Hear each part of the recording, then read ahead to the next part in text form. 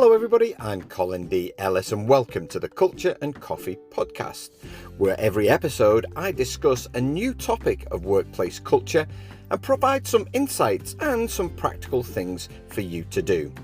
Don't forget to like, subscribe and to share with people who you may think would be interested. Okay, let's get on with today's episode.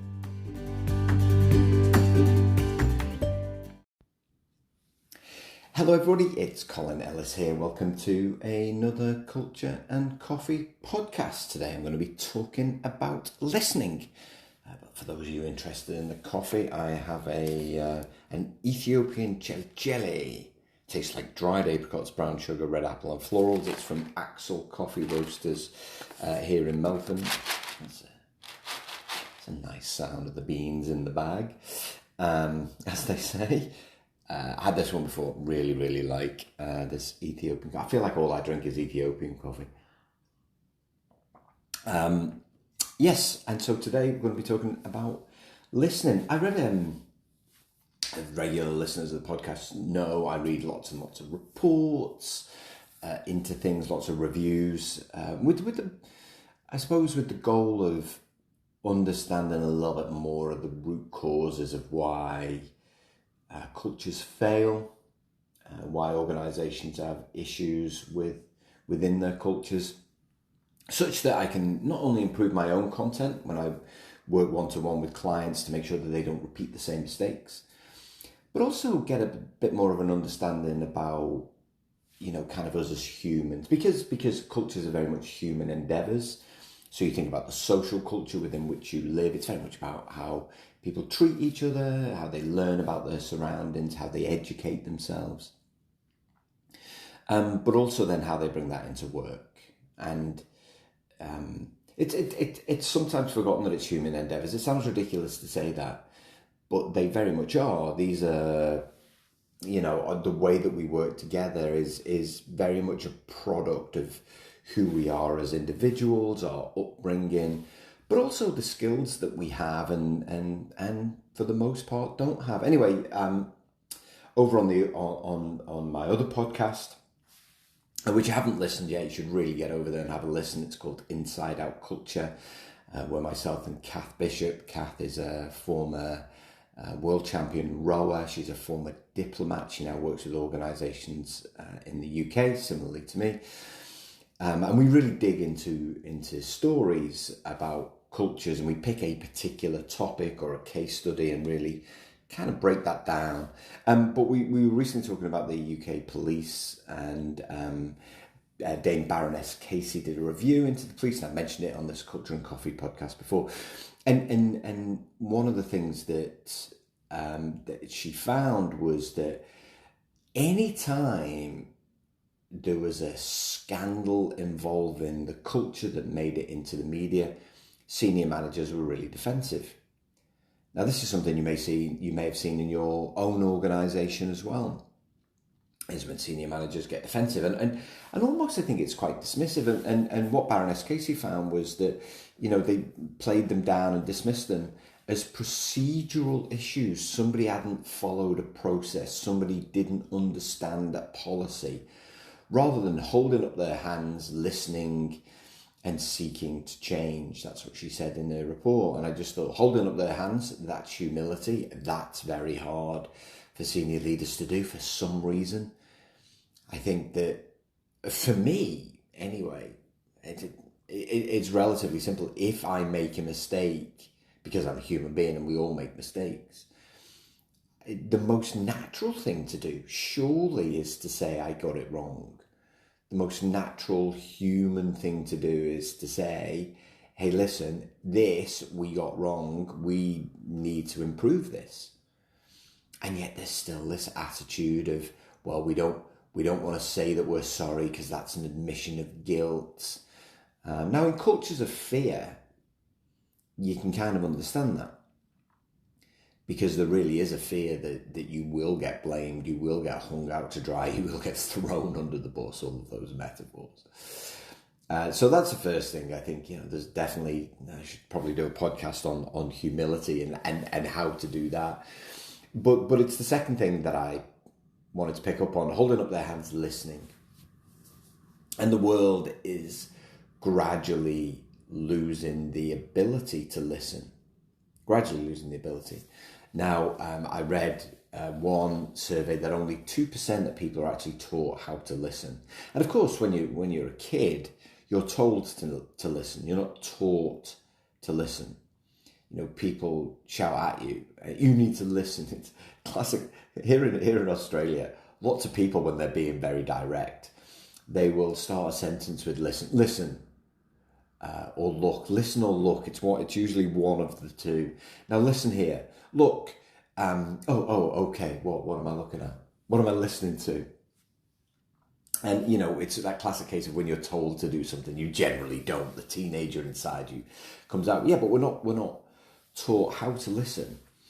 And what happens then is most people end up listening to respond. They don't listen to understand. So most people listen to respond. They don't listen to understand. And I think, you know, what's required is a real emphasis on the skill of listening. And what we want to move to is kind of a way of working together where we actually take the time to listen. And it's a conscious act. And it's like any skill, is once you practice it becomes unconscious. So yeah, Janicek and Wolvin in 2006, only 2% of work time is spent listening compared to 21% of family time. Now what that says is that we're better at listening to our families. Now, you may have kids, you may have a partner, and when they're talking to you, not at you, I mean, we've got teenagers, they generally talk at us these days, but when they're talking to you, you remove any kind of distraction. You put things to one side. You recognize that the fact is that, you know, your brain can only kind of concentrate consciously on one, sometimes two things at any one time, but generally one thing at any one time. So that if somebody is talking to you and you may be looking at a device, I use that because, let's face it, it's the most common one these days, you're not really listening. You're not really listening. And so I think in a family environment, we are more likely, I mean, the research bears that out, we are more likely to listen. I mean, that research was done, 2% of work time is spent listening compared to 21% of family time. That was done before smartphones. God knows what that figure is now. So this is the thing about listening. We need to develop the skill in order to turn it into a conscious act. And when you become good at listening, it's a demonstration that you really care. It's a demonstration that you care about what people are talking about. It's a demonstration that you care about the individual. And for me, it's a foundational capability for empathy. Now, there's a difference between, I had a question about empathy and the difference between empathy and sympathy. And it's a really good question. So empathy, from a listening perspective, empathy is where you're really picking up on the nuances of what somebody's saying. You're picking up on the non-verbal cues. So empathy is really about getting to know someone so well. You can almost tell how they feel by how they express themselves.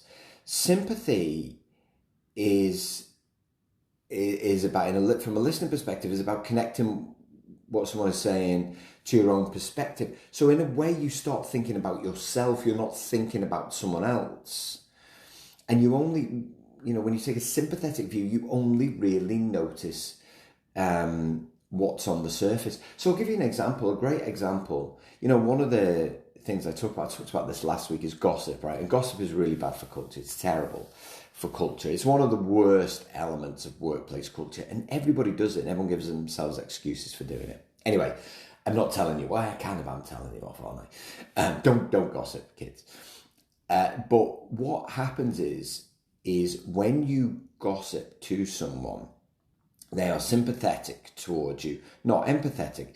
Now, if they're empathetic towards you, what they'll do is they'll listen, but they'll also correct you when you make it about somebody else. So if someone's empathetic, what they may say is, "Oh, Colin, I really understand. That must be a horrible feeling. Why don't you go and talk? Why don't you go and talk to your manager? Why don't you think about what you can do? That feeling must be really bad, waking up in the morning and feeling that. I can't even begin to imagine what that feels like, but actually you telling me isn't really the right thing to do." Whereas someone who's sympathetic, what they'll do is this: "Oh, I know. Oh, I know exactly how you feel. I had exactly the same problem. I know, it's terrible, isn't it? It's terrible." Now, empathy is something that we all need within our cultures, because when we're empathetic, not only are we good at spotting non-verbal cues, not only are we great at listening, not only are we great at building kind of really strong relationships, but all of those things combined to ensure that we're good at collaborating with each other. And that's where the magic happens, right? And when we build empathy, we're focused on, well, what's the long-term gain for the team? What's the long-term gain for the results? Now, that doesn't mean you can't attain results short-term, but the long-term is this continual focus on team building, strengthening relationships, such that, collectively you win at whatever it is that you want to do. But that's only possible with empathy. It's not possible with sympathy, because when you have a sympathetic approach, everyone's just thinking about themselves. And they're making stuff about themselves. And one of the things that we see in the research, and so there was Baldwin Wallace University found that listening respectfully and attentively to others is a key behaviour necessary for success. And again, like many things in workplace culture, there's still this assumption that people know how to do the basics. And one of the basics is listening. And they don't. Like 2% of people. Now, of course, when you become really good at listening, what it does also is it enhances your feedback skills as well, because you get to know somebody. You're better able to give them feedback, and feedback is a key tenet of team building, and it's only possible through listening, a growth mindset, and a real determination to act. Now, one of the things that really bugged me when I was an employee was people talking over the top of me. I won't lie to you, it still bugs me now. When people talk over the top of you, they don't let you finish what you're saying. And I think that whenever I see people talking over the top of someone is a demonstration that you're not really listening to what they're saying. You're more determined to share, or you're more focused on what's in your head than you are listening to what's in somebody else's. And you just thought, people just can't wait to get what's out of their head out of their mouth, and they're not really listening. And this is something I wasn't very good at. And so the reason that it bugs me now is I've learned not to do it. And I'm not going to lie to you, it's something that I used to do. And you can blame your personality, you can blame other factors, but the fact of the matter is, it's talking over the top of someone is disrespectful. And so I got this feedback. When I was much, much younger than I am now, that I was, and the manager framed it really nicely. They said, "Oh, you're too eager to jump into conversations, too eager to get in there." And that my responses often demonstrated a lack of understanding what others were talking about. And of course, those two things go hand in hand. I'm so determined to get my point across, I'm not really listening to what people are saying. So I developed this habit where when someone, I still do it today, I'm giving away all my secrets. If you ever meet me face to face, you're going to be like, "Oh, he's doing that thing that he talked about on the podcast." But when someone's talking and I feel the urge to speak, I've got this little habit that I do now where I kind of cross my fingers together. So I interlock my fingers and put them in my lap. And then I only release them when it's my time to talk. So I only release them when someone else has finished talking. Now, sometimes if someone's saying something that I want to remember, I always have a notebook. Now, I don't have a traditional notebook, or sometimes I do. But largely I'll have a device I write on. I've got a phone with a pen, I've got a tablet. So sometimes I'll write things down, but I'll still go back to interlocking my fingers, put the pen back down, interlock my fingers until the other person stops speaking. And then I'll use that as a cue. I think as well, sometimes it's worth pointing out that sometimes the best response is no response. I think that's the thing with listening, is sometimes people just want to share what's in their head. They don't want you to fix stuff. And that's part of being empathetic, of course. Being empathetic is recognizing when people just want to talk. They're not looking for you to fix something. They just want to get what's in their head out, and they want to share that with someone. And of course, this is what therapists are really great at. They're great at just listening, and they don't always offer immediate solutions. Having spoken to someone in the past, they don't offer the solutions. Sometimes it's just good to get stuff out. And you know, not everything warrants a response. So I think what we should be looking to move towards is teach people how to listen. There's lots of great books on this. So my favorite piece of work on this was the work done by Tanya Drollinger and Lucette Comer in 2005, and it's called Active Empathetic Listening. And what I love about it, it makes it so easy. And now, once you learn it, it's one of those things that you can't unlearn. It's one of those things that as soon as you hear this, and I hope you're listening intently, as soon as you hear this, you're like, right, okay, I now understand what it means to listen. I think the first thing, before I talk through all of this, I think what you want to do is make sure that your listening is respectful. So whenever anyone's talking to you, you need to remove all distractions. Now, a distraction, of course, the phone is the most obvious distraction. It's so disrespectful to be checking your phone while someone's talking to you. But it's not just that. You know, I was making a cup of tea yesterday, and my daughter came. It's a very classic English thing to say. I was making a cup of tea yesterday. Get me chocolate hobnobs ready. I don't know why I'm putting that accent on. Just my normal accent is fine. And my daughter came and talked to me, and I noticed that I was concentrating on dunking my tea bag.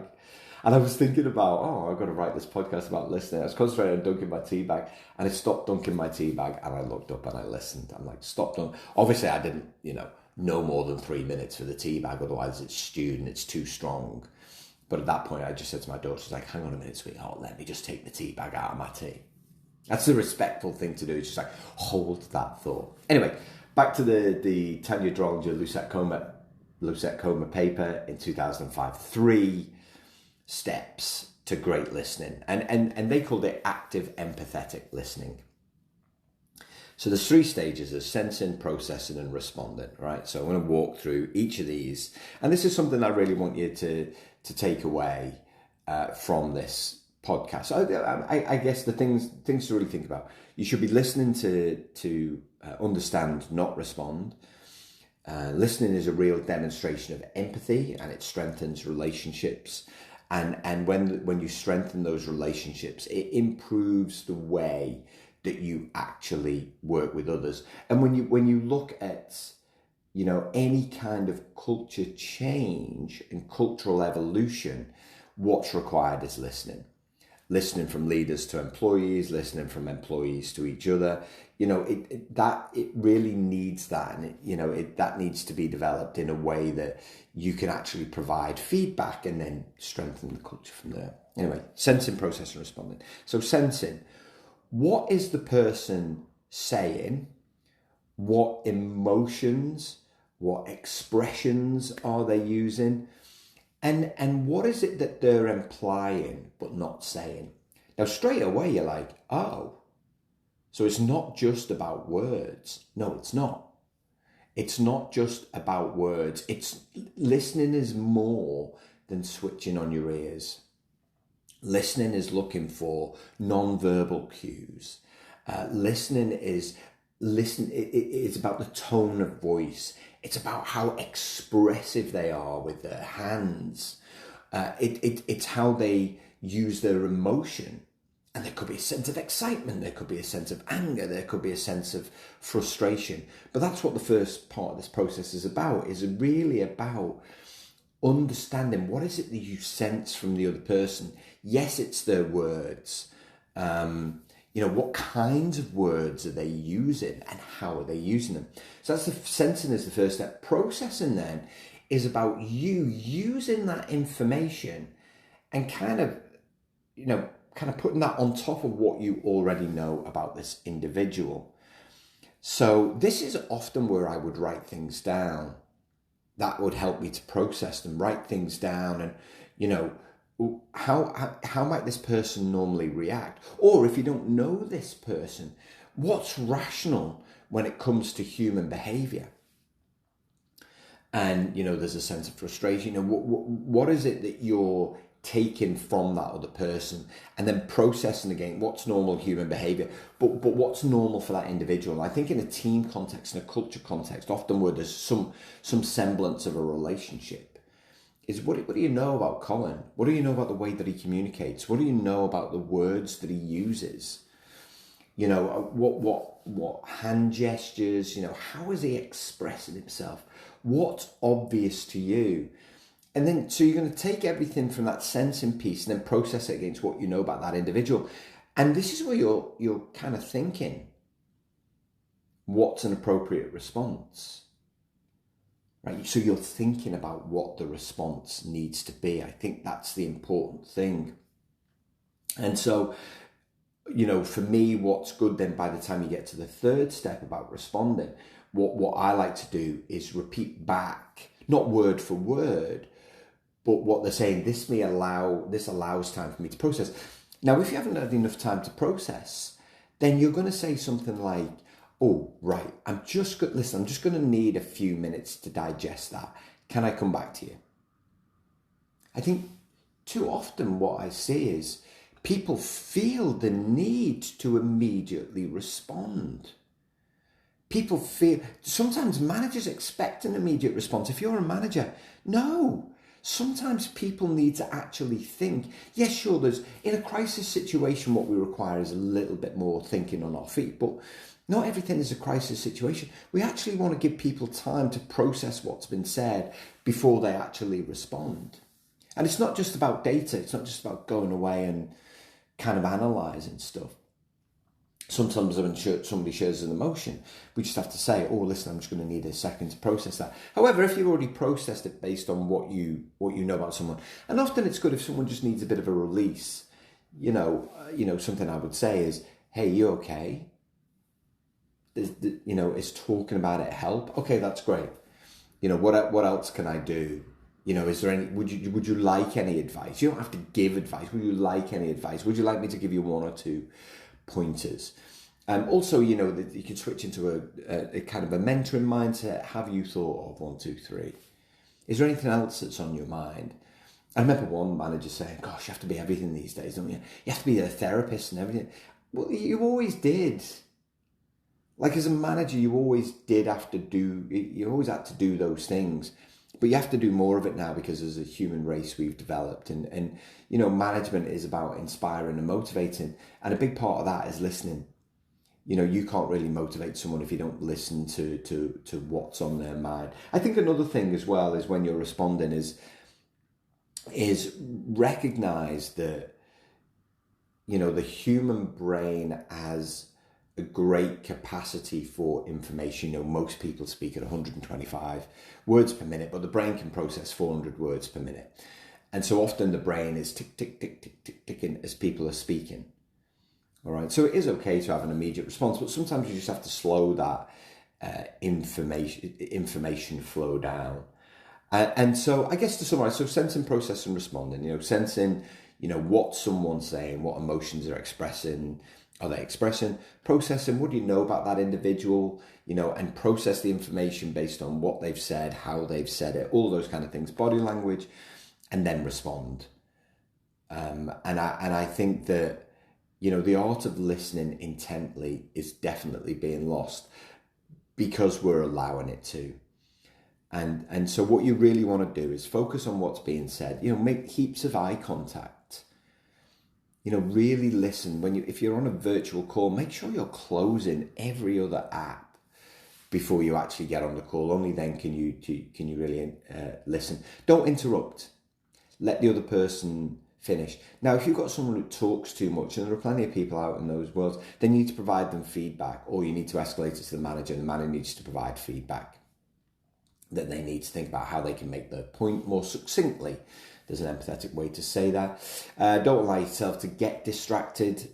Make sure when you're listening to somebody else, distractions off, away, notifications are off. You're focusing on what the person's saying, and try not to bring any kind of preconceived ideas into the interaction. You might be surprised what you find out. All right, that's your podcast today on listening. I hope you enjoyed listening to it. Ta-ra for now.